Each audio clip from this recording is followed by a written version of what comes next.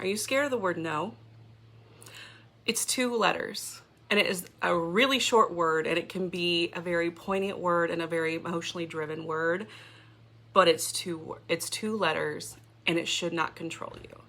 So if you struggle with the word no, I want you to ask yourself 2 questions. The first question is, why am I afraid of no?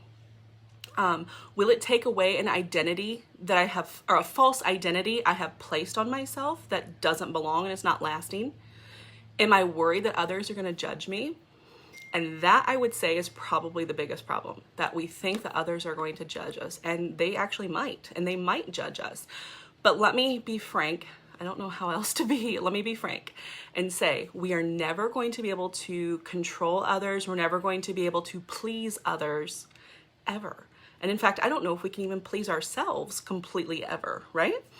So I want you to think of some things. When we're afraid of the word no, I want you to think about, why? Why are we afraid of the word no? And it's usually because we're afraid of people, right? We're afraid that they are, or we're usually afraid of people. And when we're afraid of people, that means that they have control or some kind of power over us. And it's not that they do, it's that we put that power and control over us through them. Does that make sense?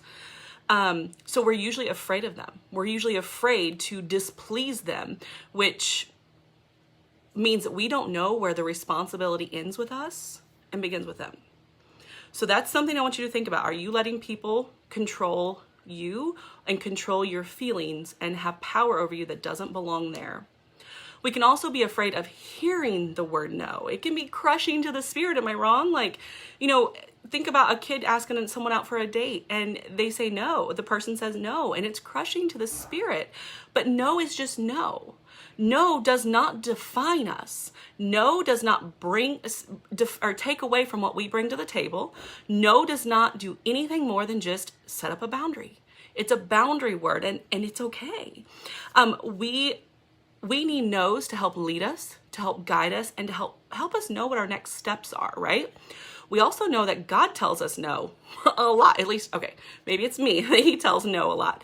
He says no quite a lot, but it's directional and it's done out of love. It's done out of protection. And when I hear no from God or anybody else, it is a time for me to reflect and reassess what's going on in my life. What is my priority? What is my need? What are my wants?